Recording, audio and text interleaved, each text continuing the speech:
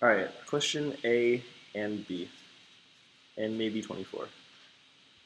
Okay, so tells you that beta galactosidase is an enzyme that catalyzes um, this reaction, and for the lactose substrate, it tells you the Km.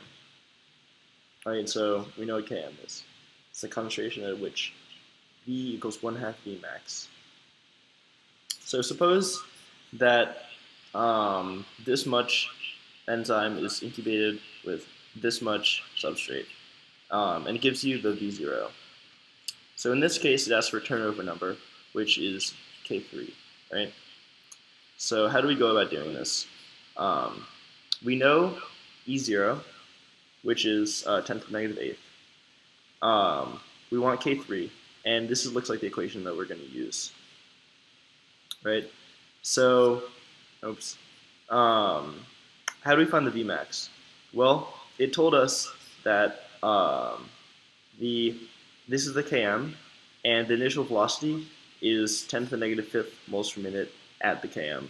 So we know that the velocity at Km is half Vmax, so we just double this and get 2 times 10 to the negative 5th moles per minute as the Vmax.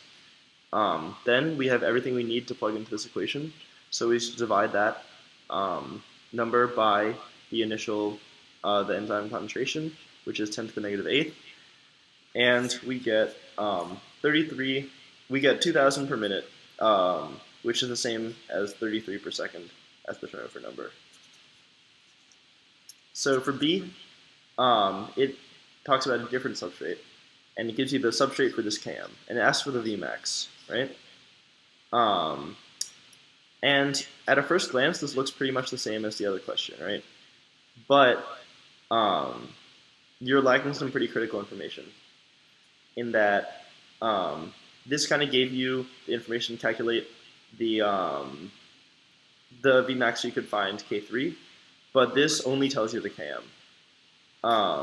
And without knowing the turnover number or the Vmax, you can't calculate this because it's a different substrate, everything's going to be different.